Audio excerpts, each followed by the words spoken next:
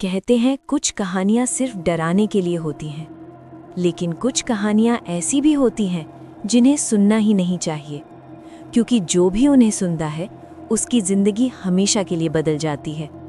आज मैं आपको एक ऐसी कहानी सुनाने जा रहा हूँ जिसे एक बस ड्राइवर ने बच्चों को सुनाया था।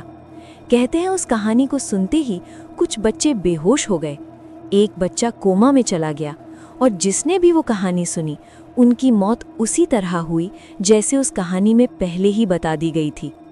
और सबसे डरावनी बात, एक लड़का उस समय वो कहानी नहीं सुन पाया, लेकिन जैसे ही उसने सालों बाद वो कहानी सुनी उसकी मौत की उल्टी गिनती शुरू हो गई। तो अगर आपका दिल मजबूत है तो तैयार हो जाइए दुनिया की सबसे डरावनी कहानी सुनने के लिए। हेलो फ्रेंड्स, मेरा नाम है लेतीता। आप सुन रहे हैं भूतिया कहानी लेतीता की जुबानी। आज की पहली कहानी है बस ड्राइवर की आखिरी कहानी।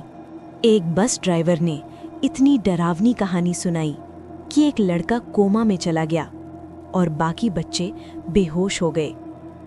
उस बस में बचा हुआ एक लड़का बाद में मुझे ये सब बताता है। जब मैं 12 साल का था, हम स्कूल की एक फील्ड ट्रिप पर जा रहे थे। बस लंबा सफ़र तय कर रही थी। खिड़की के बाहर पेड़ तेजी से पीछे छूट रहे थे और अंदर बच्चे हमेशा की तरह शोर मचा रहे थे। तभी रास्ते में बस ड्राइवर ने अचानक हमसे पूछा, क्या तुम लोग दुनिया की सबसे डरावनी कहानी सुनना चाहते हो? बस में बैठे सारे बच्चे एक साथ चिल्लाए, हाँ। ड्राइवर हल्का सा हंसा, लेकिन फिर उसने कहा, ये कहानी तुम लोगों के लिए शायद बहुत ज्यादा डरावनी होगी। कुछ बच्चे और भी उत्साहित हो गए, लेकिन सच कहूं तो मुझे उसमें कोई दिलचस्पी नहीं थी। असल में उस समय बस में मैं ही अकेला बच्चा था जिसने वो कहानी नहीं सुनी, क्योंकि मैंने हेडफोन पहन रखे थे। मेरे पास उस समय नया नया वॉकमैन था।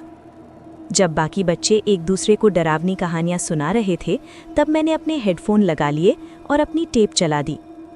अब तो मुझे याद भी नहीं कि हम फील्ड ट्रिप में कहाँ जा रहे थे, शायद साइंस म्यूजियम। लेकिन सफ़र लंबा था और बस में करीब दर्जन भर बच्चे थे। मुझे बस इतना याद है, ड्राइवर, जो हमारा नियमित ड्राइवर नहीं था बल्कि उस दिन के लिए आया हुआ एक सब्स्टिट्यूट ड्राइवर था, उसने रियर व्यू मिरर में हमें देखते हुए कहा, ये कहानी एक काउंटी रोड से शुरू होती है। इसके बाद मैंने ध्यान देना बंद कर दिया। मैंने अपनी वॉकमैन की आवाज़ बढ़ा दी और गानों में खो गया। कुछ देर बाद जब मेरा टेप ख़त्म हुआ, तब मुझे एहसास हुआ कि बस में अजीब सी खामोशी है, एक अजीब, भारी, डरावनी खामोशी। मैंने सिर उठाकर देखा और जो मैंने देखा वो आज भी मुझे याद है। बस में हर बच्चा आंखें फाड़कर और मुंह खुला रखे बैठा था। कोई हिल नहीं रहा था, कोई बोल नहीं रहा था। मैंने पीछे मुड़कर अपने सबसे अच्छे दोस्त आइज़ाया से पूछा, अरे क्या हुआ? उसने मेरी तरफ देखा, लेकिन कुछ नहीं बोला। मैंने फिर पूछा, सब इतने चुप क्यों हैं? तभी बस में कहीं से धीमी सी फुसफुसाहट सुनाई दी। सामने की सीटों पर बैठे कुछ बच्चे घबराहट में धीरे धीरे बात कर रहे थे। मुझे लगा उन्होंने कहा, उसे मत बताओ। आइज़ाया ने सपाट आवाज़ में कहा, उसने हमें एक डरावनी कहानी सुनाई। मैंने पूछा, किस बारे में? मैंने ड्राइवर की तरफ देखा। वो भी अब चुप था। उसके हाथ स्टीयरिंग पर थे, लेकिन उसके चेहरे पर एक अजीब सा भाव था। उसकी आंखें जैसे खाली हो चुकी थीं। आइज़ाया बोला, मैं नहीं बता सकता। मैंने कहा, क्यों? लेकिन उसने जवाब नहीं दिया। बस में किसी ने भी नहीं दिया। ऐसा लग रहा था जैसे जो उन्होंने सुना था उसने उन्हें अंदर तक डरा दिया था, जैसे वे सब किसी सदमे में हों। अगर आपने कभी स्कूल बस में सफ़र किया है तो आपको पता होगा, वहाँ हमेशा शोर होता है, लेकिन उस समय इंजन की आवाज़ के अलावा बस में पूरी तरह सन्नाटा था। मैंने फिर ऊंची आवाज़ में पूछा, आखिर कहानी किस बारे में थी? उसी समय अचानक एक तेज़ हॉर्न बजा। सभी बच्चे सीट पकड़कर बैठ गए। एक ट्रक सीधे हमारी तरफ आ रहा था। बाद में मुझे बताया गया कि बस गलती से दूसरी लेन में चली गई थी। ट्रक ड्राइवर की तेज़ प्रतिक्रिया से बड़ा हादसा टल गया। लेकिन टक्कर फिर भी हो गई।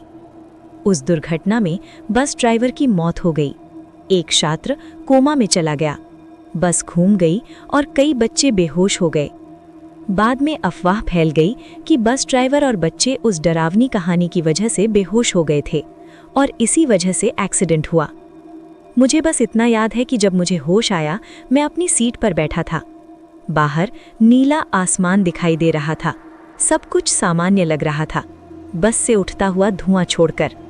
मेरे सहपाठियों के रोने की आवाज़ें आ रही थीं। कुछ बच्चों को अस्पताल भेजा गया, बाकी बच्चों को घर भेज दिया गया।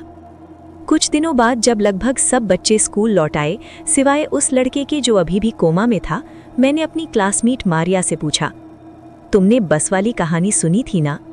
वो अपनी कॉपी में कुछ बना रही थी। उसका पेन रुक गया। उसने धीरे से कहा, हाँ। मैंने पूछा, क्या वो सच में इतनी डरावनी थी? उसने सिर हिलाया। मैंने पूछा, तुम्हारी जिंदगी की सबसे डरावनी कहानी? उसने अपनी कॉपी बंद की और अचानक अपनी सीट बदलते हुए बोली, मैं तुमसे बात नहीं करना चाहती जोशुआ। क्लास के कुछ बच्चे हंस पड़े। मैं थोड़ा शर्मिंदा हो गया।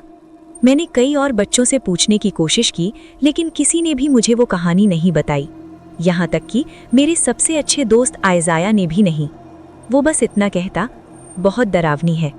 मैं गुस्से में बोला, ठीक है, पूरी मत बताओ, बस थोड़ा सा बता दो कि वो किस बारे में है। वो बोला, मैं तुम्हें तब बताऊंगा जब मैं 55 साल का हो जाऊंगा। मैं चौंक गया। 55 साल? वो बोला, मैं उसके बारे में सोचना भी नहीं चाहता। धीरे धीरे मैंने मान लिया कि शायद मुझे कभी भी उस कहानी का सच पता नहीं चलेगा, लेकिन ये रहस्य मुझे दशकों तक परेशान करता रहा। फिर पिछले साल मुझे अपने गूगल कैलेंडर में एक पुराना नोट मिला। उसमें लिखा था, आयजाया का जन्मदिन 55। मैंने उससे संपर्क किया और हम कॉफ़ी पर मिलने का फैसला किया। जब मैं उसे मिलने पहुंचा तो मैं चौंक गया।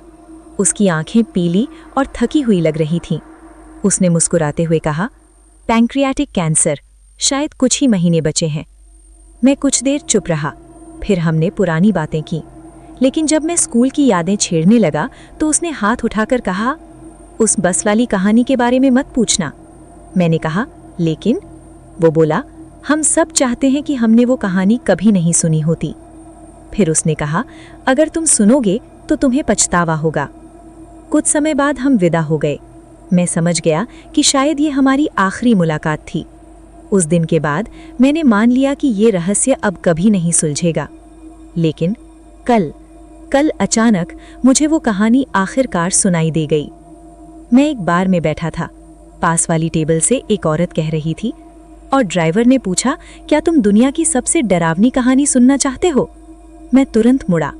वो औरत मारिया थी, वही मारिया जिसे मैंने आखिरी बार 12 साल की उम्र में देखा था। वो अपने दोस्तों से कह रही थी, सब कुछ वैसा ही हुआ जैसा ड्राइवर ने कहा था। शिंजी कोमा में चला गया। डेवन के सौतेले पिता ने उसे चाकू मार दिया। मित्सुको की शादी में केक का डंडा उसकी आंख में घुस गया और उसकी मौत हो गई। लोग हाँफने लगे। फिर मारिया बोली, आयजाया 55 साल का हुआ और कैंसर से मर गया। अब बस मैं और वो लड़का बचा था जो उस दिन कहानी नहीं सुन रहा था। मैं धीरे धीरे उनकी टेबल के करीब चला गया। मारिया धीरे आवाज में बोली, ड्राइवर ने आखिर में उसे कहा था, जोशुआ, तुम इस कहानी को सुनने के 3 दिन बाद मर जाओगे।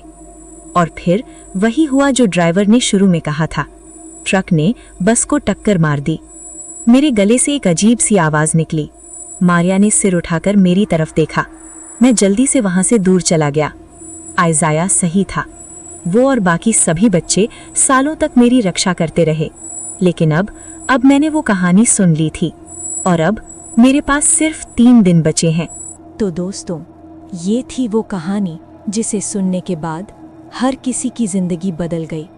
लेकिन सबसे डरावनी बात यह है, अगर उस बस ड्राइवर की भविष्यवाणी सच थी, तो जिसने भी ये कहानी सुनी है, शायद उसकी उल्टी गिनती अभी शुरू हो चुकी है।